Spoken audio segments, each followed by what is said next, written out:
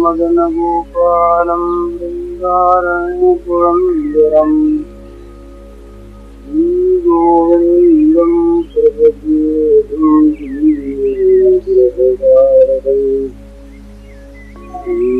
मुकुन्दवरविन्ददायदाक्षम् कुन्देन्दुशङ्खदशनं शिशुपवेशम् इन्द्रादिदेवगणवन्दितपादपीठम् वृन्दावनालयमहं वसुदेवसूनुम् नवजलधरवर्णं चम्पकोद्भासिकरणम् विकसितमलिनास्यं विस्फुरन्मन्दहास्यम् कनकरुचिदुकूलं चारुवर्षावशूलं कुमारं लज्जिकाशिजिकायि शेरि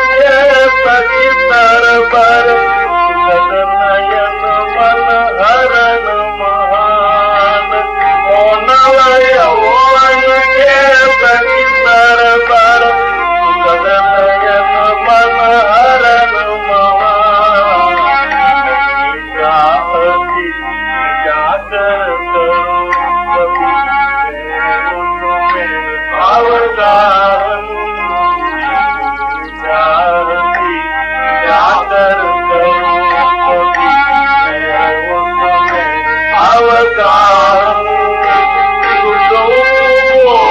करूं मैं उनसे नहीं चाहता मेरा मन करूं मैं उनसे चाहता मेरा मन शायद यही मन में कभी अवसर मैं पाऊं शायद यही मन मेरे कभी अवसर मैं पाऊं मुझे पर कर सजल प्रिय प्रिय गाऊं मुझे पर मुझे पर कर सजल प्रिय प्रिय गाऊं प्रभु सदा रुके नहीं राक्रंदन रोजी प्रभु सदा रुके नहीं राक्रंदन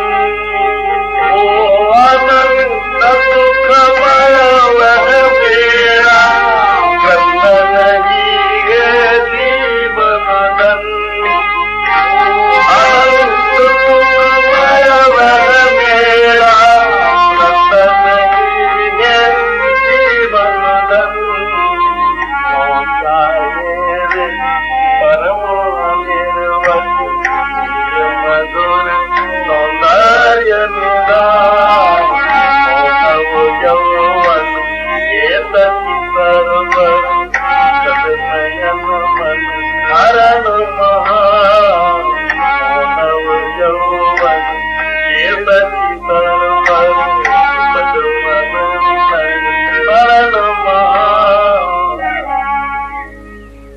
चैतन्य महाप्रभु की अंतिम जीवन की गंभीरा लीला, जिसमें वे पुरी में रहकर लगातार 18 वर्षों तक श्री राधा भाव में रोते रहे। संयोग वियोग दोनों ही उनके अनुभव में आते, संयोग कम वियोग अधिक, और उनका रोना इतना करुणापूर्ण होता कि भगवान के मंदिर में रहने वाले सभी लोग रोने लगे। आंखों से आंसुओं की धारा नहीं, आंसुओं के फव्वारे छूटे, और वहाँ एक कुंड था, वो कुंड भर जाता। तो उनकी लीला में ये दिखाया, लोगों को दिखाया नहीं, वास्तव में उन्होंने दिखलाया नहीं। जो चीज दिखलाने के लिए होती है वो असली नहीं होती, सहज स्वाभाविक नहीं होती, उसमें कृत्रिमता होती। तो उनका जो सहज क्रंदन था वो उनकी अपनी स्थिति थी, उनकी ये अवस्था थी। उसमें कोई लोग देखे न देखे, क्या देखे क्यों देखे, लोग क्या समझें क्या न समझें, इससे उनके मन के साथ कोई संबंध नहीं। उसी भाव में एक दिन वे बहुत कुछ बोले, बहुत रोज ही बोलते थे। एक दिन के बोले हुए कुछ एक आधी उक्ति का ये अनुवाद है जो भी गाया, ये मूल संस्कृत में था और ठीक उसका अनुवाद नहीं, उसका ये राधा भाव में उनका ये एक उद्गार है। मनुष्य सुख चाहता है, ये सभी हम लोग सुख चाहते हैं, जगत के प्राणी मात्र। तो जहाँ ये सुख काम है वहीं कामना, चाहे वो सुख भोग सुख हो।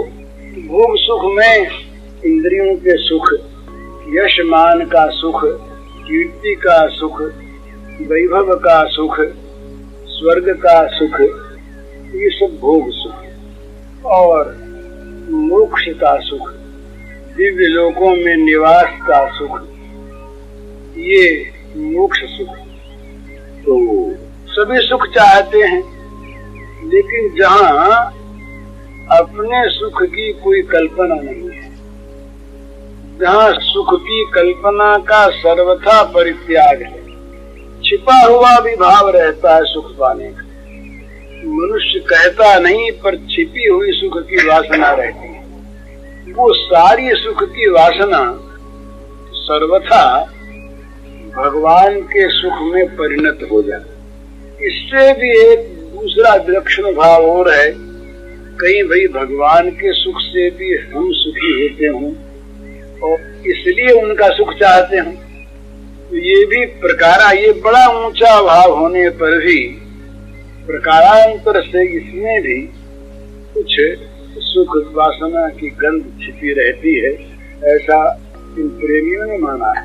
तो एक भाव उनका ये, मने जहाँ विशुद्ध अनुराग है वहाँ पर निज सुख की कल्पना नहीं है, निज सुख की वासना लेश भी नहीं है, और भाव है ना।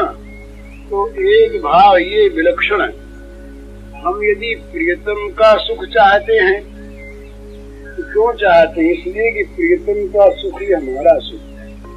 तो हमारा सुख नाम की कोई चीज एक है, वो उसमें अपनी वासना, अपनी कामना, अपना सीधा सुख, इसका सर्वथा परित्याग है। और प्रियतम सुखी होंगे तो हमको बड़ा सुख होगा। कि हमको बड़ा सुख होगा प्रियतम के सुख से, ये भी सुख का एक मनोरथ है। तो चैतन्य के जीवन में उन्होंने एक बार ऐसी बात कही कि हम ये भी नहीं, हम चाहते हैं हम केवल उनके वियोग में रोते ही रहे, तो ये रोना ही हमारा सुख। तो इसी भाव की वो चीज थी, उसी का ये शब्दांतर नहीं है, भावानुवाद है। वो चाहे राधा जी कहती, वो चाहे वे परम अनिर्वचनीय मधुर सौंदर्य निधान, हो नव यौवन के सखी सरबर सुखद नयन मन हरण महान। वे प्रियतम भले ही परम अनिर्वचनीय मधुर सौंदर्य के भंडार, मने मधुर सौंदर्य कैसा है कि जो परम अनिर्वचनीय है, जिसका वाणी से कभी किसी प्रकार वर्णन नहीं हो सकता, ऐसी जो वस्तु होती है वो फिर अनिर्वचनीय कहलाती है। और ये अनिर्वचनीयता जब और आगे बढ़ जाती तो उसका नाम होता है अचिंत्यता, अचिंत्य हो जाती है मन से भी पर।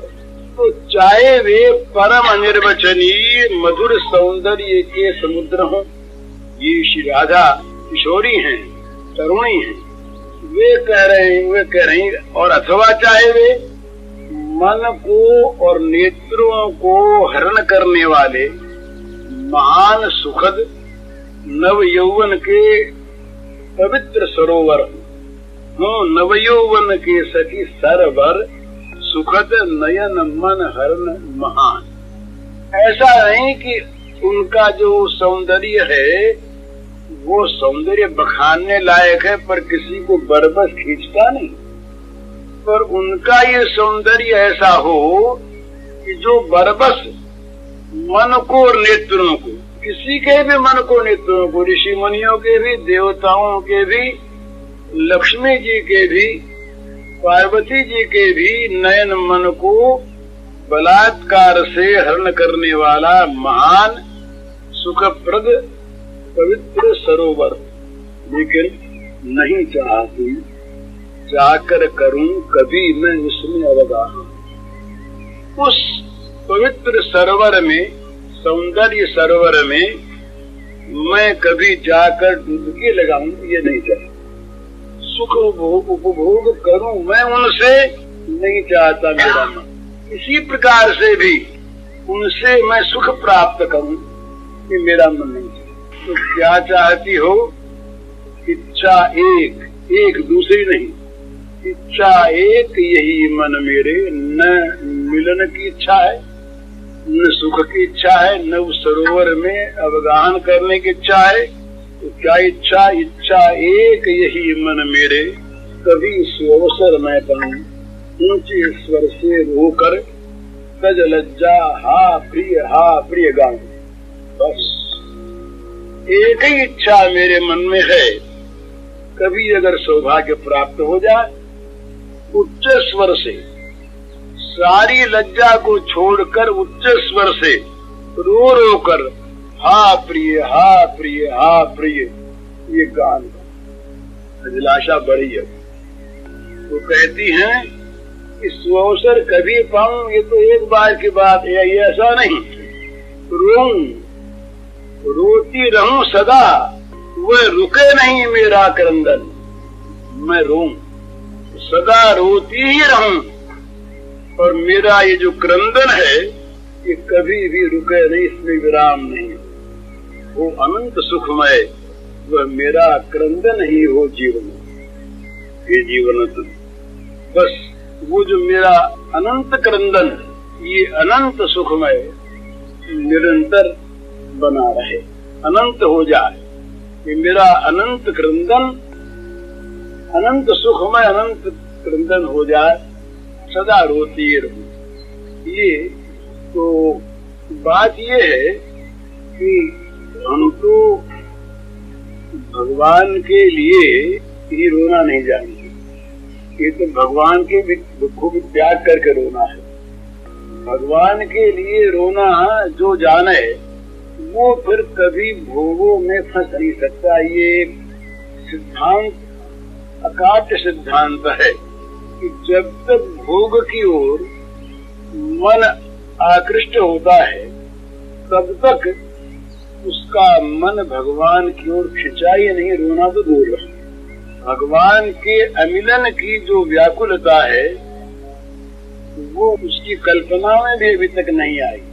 वो तो रोता है भोगों के लिए, रोता है विषयों के लिए, रोता है इस छोटे से जीवन के नाम रूप के सुख साधन के। जरा सा हमारा ये जीवन क्षण भंगुर शरीर और यहाँ की एक कल्पित सारे के सारे संबंध, ममता के, आसक्ति के, जो बिल्कुल छूट जाने वाले, ये सभी का अनुभव कि जरा से जीवन में अनुकूलता प्राप्त करने के लिए, अनुकूलता का है कि नाम का नाम हो और शरीर को आराम हो, बस और कुछ नहीं। हम चाहते क्या है? नाम का नाम और शरीर का आराम, दोनों ही हम नहीं हैं, किंतु भगवान के सनातन अंश। अब तक तो हमने असली सुख के लिए रोना नहीं, हम तो इस भ्रांति में पड़े हुए हैं कि जो परम दुख है, जो सर्वथा त्याग करने योग्य है, जिसका संग हमें नरकों में ले जाने वाला है, उस उत्सित विषय की ओर हमारा मन नित्य आकृष्ट रहता है, और उसके लिए हम रोते हैं। आंसू बहा के रोएं या मन के आंसू निरंतर बहाते रहें। चिंता प्रमेयांच प्रलयांतामुपाश्रिता निर्चित विभ्रांता मोह जाल समावृता। इसका यही अर्थ है कि दिन रात चित्त रोता रहता है, स्वप्न में भी, जागरण में भी, बाजार में भी, घर में भी, मंदिर में भी। भगवान के सामने जाकर के भी हम कहते हैं, भगवान हमारे मन के अभिलाषा को पूर्ण कर दो। देवी जी माँ के सामने रोता है, वो हमारे मन का अनुवाद किया ऋषि ने। पुत्रम देहि धनम देहि यशो देहि द्विषो देहि। माँ के सामने जाकर वो अनंत चिन्मयी माँ, जो चिन्मय भगवान को हमें दे सकती है, उनके सामने जाकर हम कहते हैं कि माँ हमें रूप दो, यश दो, पुत्र दो, धन दो, और हमारे बैरियों को मार दो। ये हमारी कैसी अभिलाषा है, हम भगवान के सामने कहाँ रोते। तो पहले तो ये मोह मिटाना होगा, जिस मोह को लेकर हम बिल्कुल भगवान के विपरीत दशा में, ये राधा भाव और गोपी भाव तो महान त्याग का उच्च आदर्श है, बहुत ऊंची चीज, मुमुक्षुओं को ये प्राप्त नहीं है। और प्रेमी जन तो मानते हैं कि ज्ञानी सिद्धों को भी ये प्राप्त नहीं है। ज्ञानी सिद्ध अपनी कैवल्यावस्था में स्थित हैं, परंतु ये भावराज्य का ये महान त्याग उनकी कल्पना से अतीत है। तो ऐसी अवस्था में सबसे पहले तो हमें त्याग करना होगा ये मोह, जो मोह हमें जानबूझकर और अंधतम की ओर ले जा रहा है। निषद ने कहा वो अंधतम प्रविशन, तो वो इस अंधतम नरकों में वो जाएगा। क्यों जाएगा? रात दिन विषयों का चिंतन, विषय कामना सारे पापों की जड़। पाप उत्पत्ति होती है किससे? कामना से। कामेश क्रोधेश रजोगुण समुद्भव महाशनो महापापमा विद्येन वैरिणम। हम लोगों में क्या है, एक मैं निंदा नहीं करता, अपनी परिस्थिति बता रहा हूँ, दूसरे की नहीं। ये श्रृंगार, ये विषय यद्यपि भगवान के साथ संपर्कित हो जाने से ये सब पवित्र हो जाते हैं, अंतकरण की विशुद्धि करने वाले होते हैं, पर हमारा मन अगर हम गहराई से देखें, भगवान के संपर्कित विषयों में भी जितना विषय सेवन करता है उतना भगवत सेवा नहीं करता। जरा गहराई से देखने की चीज, सुंदर संगीत हो रहा है, बड़ा कर्ण प्रिय है, अब उस संगीत की मधुरता हमारे मन को खींचती है या भगवत भाव खींचता है, जरा देखने की चीज। बड़ा बढ़िया श्रृंगार भगवान के, बड़ी सजावट है, वो सजावट हमें खींचती है या भगवान का भाव हमें खींचता है? बहुत बढ़िया नैवेद्य बना है, बड़ा सुंदर प्रसाद है, वो प्रसाद हमें खींचता है या प्रसाद की मिठास हमें खींचती है? या देखने की चीज। बड़ी महिमा प्रसाद की। मीरा से कह दिया कि ये चरणामृत है, दूसरी सखी ने कहा कि बहिंदी चरणामृत नहीं जहर है, आप बोलो मत। चरणामृत के नाम से आया है। हम लोगों को तो कहीं प्रसाद, उस दिन सुना हमने कि वो प्रसाद बना तो वो राजा जो आया था नारियल का, गिरी का, पता नहीं, शायद कोई पुराना होगा, तो लोगों ने कहा इसमें गंध आती, प्रसाद बन गया था वो। एक कथा आती है, कथा नहीं सच्ची घटना। एक भक्त रहे, वो भक्त रहे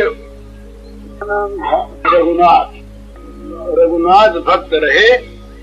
तो वो पहले बहुत बड़े आदमी के लड़के थे, फिर गरीब हो गए तो भीख मांगने लगे। तो उनके ससुराल वाले जो थे वो थे राजा के दीवान, धनी थे।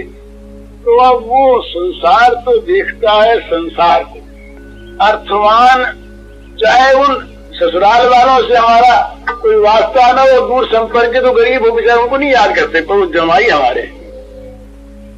और यदि गरीब हो जाए तो असली जमाई से जमाई नहीं। यहाँ तो ये परिस्थिति है, ये स्थिति है।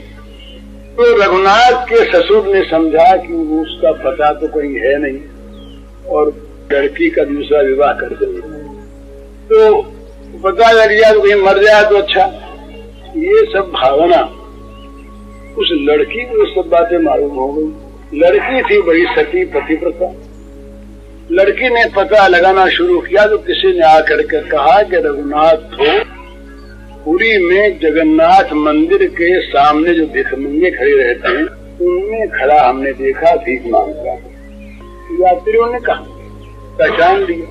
इसने एक करुण पत्र लिखा कि मेरे पिता की और मेरे भाइयों की इस प्रकार की सलाह हो रही है और तुम जल्दी आके मुझे ले जाओ।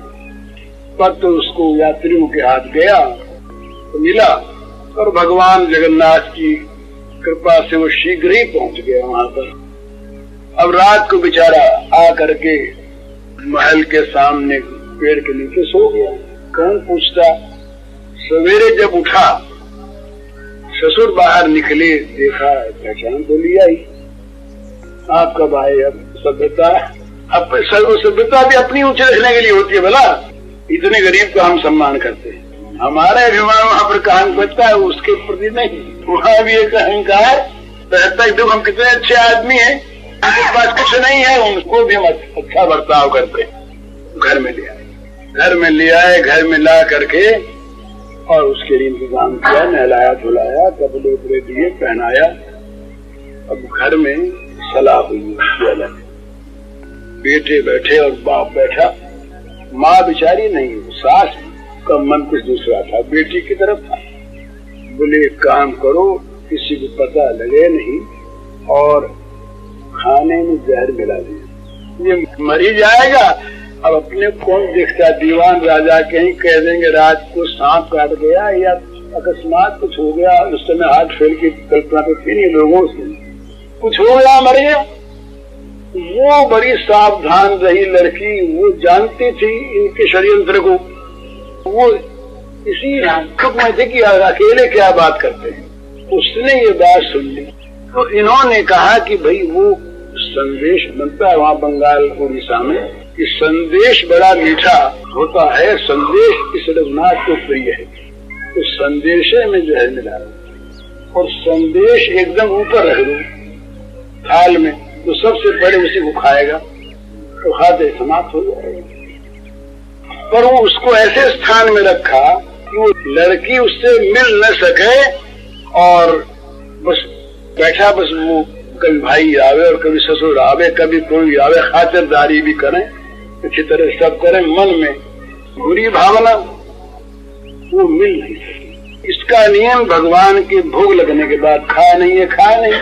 तो जो कुछ बना बनाया थाल सजाया गया, सजा के भगवान के सामने भोग रख दिया, भगवान ने भोग आरोग लिया। अब वो थाली ला करके इनके सामने रख दी, कहा ये भगवान का प्रसाद है, भोग है, प्रसाद है, प्रसाद। वो लड़की बाहर खड़ी एक खिड़की से देख रही, देखें तो खाई लेगा, मरी जाए, वो देख रही और उसने वही संदेश उठाया। तब से पता लड़की ने क्या किया, एक चतुराई की, एक पत्ते पर लिख दिया जहर है, तो लिख कर उसी संदेश में खोस दिया उसको ऊपर वाले ने। मिल तो सके नहीं, उठाया संदेश तो पत्ता सा उसमें घुसा हुआ, तो पत्ते को निकाला, देखा जहर। उसने कहा जहर कैसे है, ये तो प्रसाद आया है ना। अक्षर पहचान लिए पत्नी की चीज, लेकिन उसने कहा इसको जहर मानना तो महान अपराध है, खा लो। पत्नी बाहर देखती रही बेचारी, वो तो उसका हृदय रो उठा, वो बाहर देखती, इधर इसने प्रसाद खा लिया। प्रसाद तो उसमें तो हलाल जहर रहा, 5-7 मिनट में असर हुआ उसका और शरीर नीला हो गया और वो गिर गया। अब इनके मन में बड़ा आनंद, ये सब देखे, हुआ के नहीं, हुआ के नहीं। बोले काम तो बन गया, काम बन गया। बोले जरा रात को हल्ला न मचावे, तो सुबह से रोना धोना पड़े, कोई आ जाए सुबह, जो सब सो जाए 2-3 बजे तब इसको ले जाएंगे और जला देंगे। पड़ा रहा। इसने बाहर से भगवान के पुकार अलग चली गई, क्या कह के रो कर भगवान के सामने बोली, जगन्नाथ प्रभु तुम्हारा प्रसाद खाया, इसने जहर नहीं खाया। अगर प्रसाद मार देगा तो बचाएगा कौन? करुण क्रंदन किया, प्रकट हो गए भगवान उस कक्ष में जहाँ उसके लाश देखा, उसने प्रकाश छा गया। भगवान ने आकर के अपना वो अमृत स्रावी दृष्टि से उसे देखा, हाथ फैलाया, उठ बैठा। अब तो ये निर्भय हो गई, इसने जाके पति से अंदर घुस गई, कह दी सारी बात, वो सारे हतप्रभ हो गए। इसके बाद की कथा फिर भी उन्होंने ये संक्षेप में वो सवेरे उसने कहा कि अब यहाँ में रहे।